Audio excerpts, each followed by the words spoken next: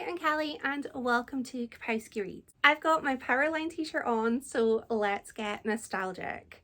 I have been rereading some of my childhood favourite books because I'm feeling a little bit like I want to reminisce. I want to reread some books that I had previously loved and not thought about in a long time. So I've actually got my 9 most read books from between the ages of say 12 to 16.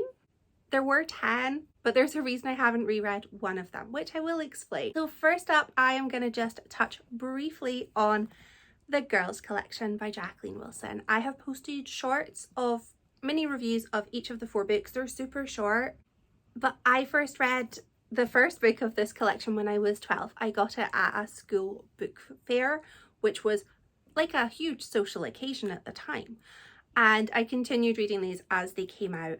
And they mainly surround Ellie and her friends. She's got 2 best friends called Magda and Nadine, and they're all very different characters, but they sort of mesh well really beautifully. And it's just about them being teenagers and navigating like the world, them dating, them having silly arguments that they seem silly reading them, but at the time they wouldn't have been silly to them.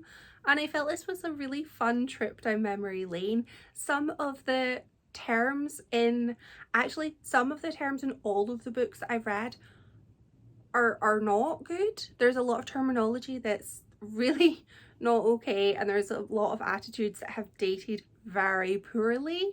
So I think that's just a blanket statement I could give to all of these books.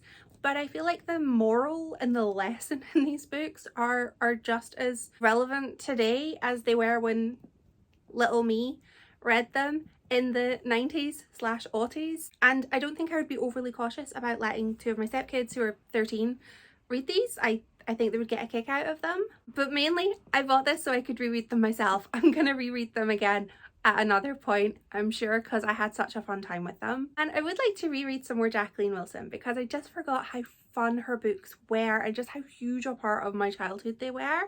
And next we're going to what I think of were maybe a bit more grown-up kind of books that I probably shouldn't have been reading, as the majority of these I actually first read when I was 13, and a lot of them are not age appropriate. And I'm going to go through them in the order of what I think is most popular to least popular for the books. That makes sense. First up was The Bell Jar by Sylvia Plath. I can tell you exactly when I first read this book. It was 1999, and it was whenever Galashiel Cinema was showing 10 Things I Hate About You for the first time. I went to go and see it with my mum. I saw Kat reading this in the film and I thought, I have to get my hands on that book. And I did. I bought it from W.H. Smith and I read it, not all of it, I read a decent part of it on the bus trip home because our nearest cinema was an hour away. This is a really popular book, but I'm still going to say what it's about just in case.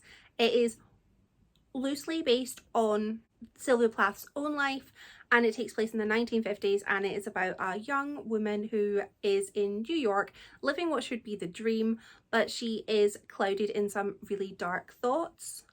And as she returns to her hometown, her thoughts start to take over and she basically breaks down and ends up in a hospital so that she can get better again. And it is just like a look into mental illness and depression and just those dark thoughts that people have. And this was just such an important book for me to read because I'd never really read anything that focused on mental illness before. And I loved this book when I first read it, and I have read it almost every year since. I hadn't actually reread this since I think 2021, so there was a wee gap for me, but I only ever read it when I'm feeling really good about life, because otherwise you feel sad. I really enjoyed the main character of Esther. I felt like she was really likable, even though she was at times really rude, really standoffish and really judgmental, but I really warmed towards her, and I was rooting for her to just feel better in herself. Yeah, I really enjoyed this book, and it has stuck with me all through the years, and it's going nowhere. I actually really like collecting versions of this book too. Next up is The Virgin Suicides by Jeffrey Eugenides. This is not my original copy. This is such a new copy. I actually only realised when I went to go and reread it that I had loaned my version of this to an old flatmate in 2009, and she lives abroad now and no longer has this book. So it makes sense why I haven't read this for quite some time. This is about 5 sisters who take their own lives. And that sounds really, really dark and depressing, because it kind of is, but it's told through the eyes of the boys in their school 20 years later, who are reminiscing about these girls who all had a huge impact on their lives. And it kind of looks into the tragedy of their passing and tries to sort of make sense of it all. The sisters were somewhat of like almost mythical beings in the town. So many people just were just drawn to them, and they had a huge impact on the lives of these boys who grew into men that were reminiscing on them. And this was just such an interesting look into some basically pretty suburban life in the 1970s, and just a classic teenage life of, I was gonna say sex and drugs and rock and roll, but there's no drugs, but there's alcohol, which is a kind of drug, I suppose. So yes, sex, drugs and rock and roll. And it just felt so impactful, the way that the deaths just impacted not just the family, but the entire community. And again, this was the first time I'd really read a book that featured suicide as a topic. It was not a chirpy or happy book, but it was a really impactful book, and it really, really did affect me. And I remember just absolutely loving this book. This book I read because I'd seen the film of it, but I just remember absolutely falling in love with the Sofia Coppola adaptation of the film, and then I had to get the book, and I loved the book just as much as the film. I feel like the writing in this book was utterly spectacular. My original copy was an absolute mess, so I'm very probably better off having a new copy. It was written on, it was highlighted, there were folded pages, which I know is a bit of a bookish sin, but sometimes you fold a page, sometimes you do. And I loved it so much, and it just was such a quotable book. So absolutely loved it, still loved it after a reread. The next book, oh, there's a story with this one. The Perks of Being a Wallflower by Stephen Chobsky. I first read this book when I was about 14, and I loved it, and I kept rereading it, and then I forgot about the book, and I forgot about the title and the author's name, and I couldn't find this book again, because how do you find a book when all you're trying to find is a book about letters? A sad kid and letters? I couldn't find it. And then I picked this up in a charity shop pre-Panny D, and I started reading it, and I was like, this is it. This is the book that I had forgotten. I had forgotten the name of, and I felt like it was somewhat like fate that I was reunited with this book that I just hadn't been able to find for about 15 years. So utterly delighted. This has had a film adaptation made of it, but I haven't watched it, and I don't think I'm going to. Not that it's probably not, it's probably fantastic, but I like having this in my mind as a book.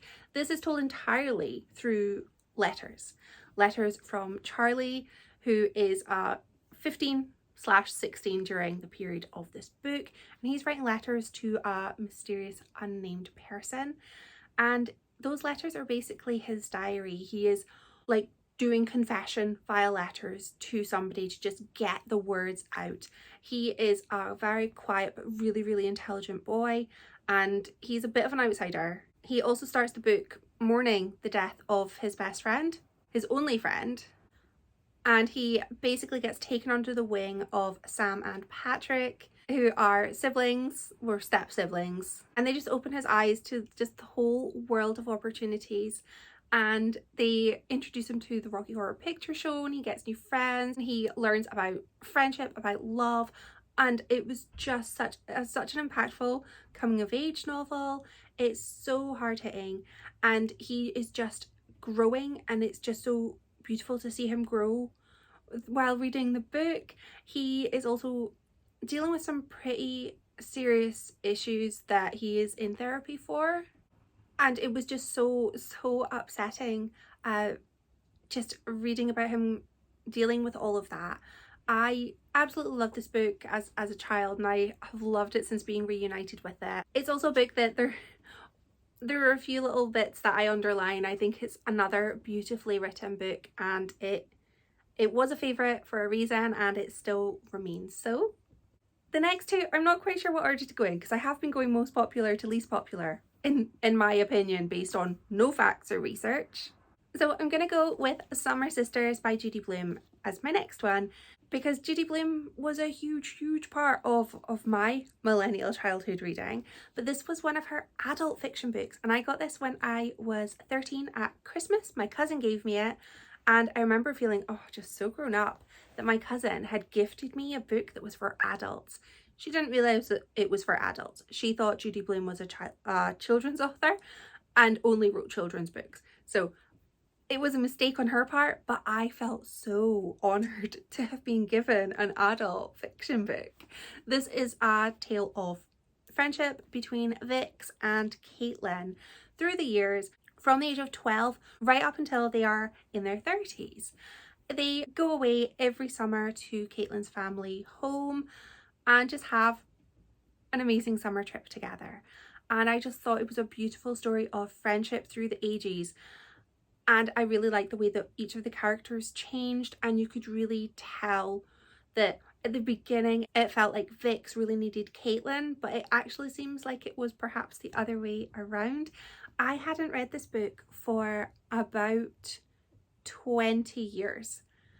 This isn't my original cover. I had to go and get a copy online because my version is in my mum's loft, and things that go in the loft stay in the loft forever and ever and ever. But I had a gorgeous cover that I'll pop a picture up of, and it was like pink sunset, absolutely gorgeous.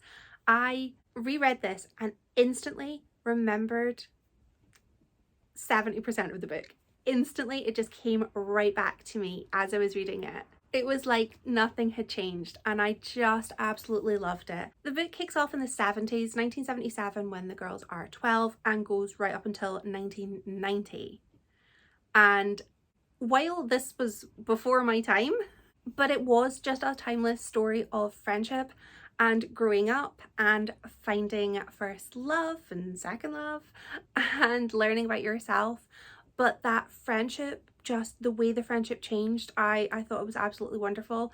And I loved the way that the girls both grew and developed and either found themselves or found themselves lost. I didn't remember the last two parts of this book, so when I got to them, I was sobbing hysterically. I was distraught. The book started with a passage and then went right back in time. So that one passage made me just wonder, wait, what? Have I misremembered this book? Because there was a reveal and I thought, I don't remember that. And then I had to read the whole book to get there, and my heart broke. My heart broke. I was sobbing. I was ill. I was ill from lack of salt, from crying. It was such an emotional last, 30%. And I feel like even though I've read this book so many times, I don't think I even liked any of the characters, any of the main characters. Caitlin was a spoiled, selfish child and woman, and Caitlin needed to grow a backbone and, stand up for herself a bit more. The side characters though, I really liked. I really liked the brother Sharky. I really liked the college best friends, and I just thought that this was such an authentic tale of friendship, of just two people that you would never put together, and opposites attract, but it felt like a really raw friendship, and I really enjoyed reading about it, even though it made me cry profusely. I will be rereading this again. It's definitely such a summer read. It's such a quick read, but it hit me in the feels, and now I feel the need to go and reread a whole lot of Judy Blume books, because she was a huge part of my childhood, and I loved her. And the last book I'm going to talk about before I mention the other book I'm not mentioning was After the Hole by Guy Burt. This is my original copy. Like, look at her. She's hanging on by a thread. This book is about a group of school children, 5 of them, who decide that it would be a lark to do an experiment and to go into an abandoned bunker on their school grounds and basically skive off of the hiking trip. They don't want to go on it, so instead they're going to go and party in this bunker and then come out, and they'll have this great story about that time that they went and were in this abandoned bunker. So on day 1, Martin is the person who's organized all of this. He lets them in and off they pop, feeling so smug and just like they're getting away with something. And they go and have a nice enough time, lots of alcohol, lots of silliness. And then on day 3, Martin is coming to pick them up. But Martin doesn't come and pick them up. And they're trapped in an abandoned bunker that is down the end of a corridor. So it's not as if somebody's passing it or anything. They are trapped. And this is when they start to panic because nobody knows where they are. They've lied and said they're away on a camping trip, so nobody will be looking for them for another few days. And they don't have a lot of resources. And it is just such a claustrophobic book, and things start to go wrong. And this was my first experience with an unreliable narrator as well. And I think that this book is absolutely spectacular, and it's not as popular as I think it should be. It was adapted into a film sometime in the early 2000s called The Hole with Thora Birch, Keira Knightley, and Miss Honey from Matilda. She plays a therapist. So it feels like a pretty studied cast. The film was not super different to the book, but different enough that I didn't recognize it as being an adaptation when I watched it. So I do recommend reading it if you liked the film, and vice versa. If you like this, I would recommend the film too. The book alternates between a first person narrative outside of the bunker, the hole, and an omnipotent narrative inside the hole. And I really enjoyed sort of those jumping between sections and viewpoints because I read this book with a certain thought in my brain, and then there's a big old twist, and it was my first experience with an unreliable narrator. That won't be a spoiler to tell you. And this was my first experience with a thriller, like a really juicy thriller with twists and turns that I just did not expect. And this book just scared me. It terrified me because my school had like a bomb shelter underneath it, and I was so terrified that like maybe that could be abandoned. It wasn't abandoned. It got turned into like a music building just underground. So I don't know why I was so worried, because people were there all the time. I was not getting locked in any part of my school, but it just had that fear of being trapped somewhere and nobody knows you're there and nobody's coming to get you out. And you know, people start to get a bit angry at each other when they're trapped somewhere, and it was just really, really tense to read it, and it was so scary, and I absolutely loved it, as you can tell by the fact that this is a kind of falling apart and it's so yellowed as well. But this book, highly recommend it. There's one more book that I wanted to read during this vlog, but I don't remember what the book is. I had my books that I kept rereading over and over and over, and there were 2 books that I call my forgotten books, and I didn't have my copies anymore for whatever reason, and I couldn't find them. One of those books was The Perks of Being a Wallflower. I got reunited with it, and the other one I haven't been able to find, and it breaks my wee heart because I would love to reread it.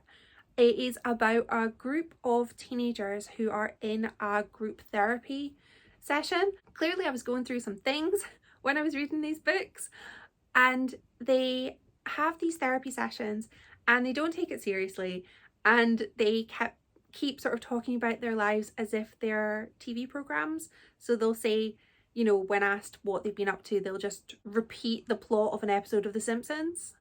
And one of them doesn't show up to therapy and they all go and save them, and they end up in Blackpool or Brighton. I can't really remember, but it was a really good book.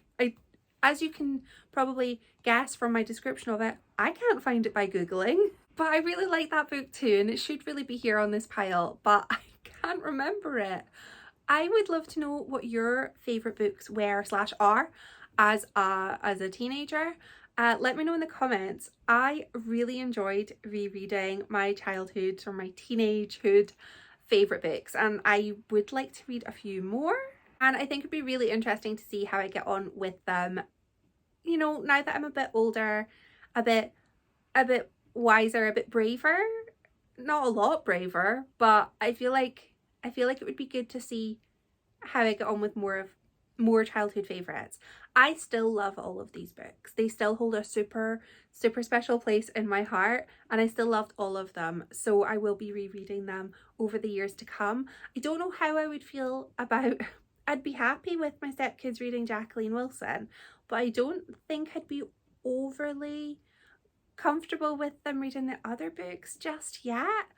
I feel like I read some of these books way too young, but I loved them and I still do. Thank you so much for watching. Bye!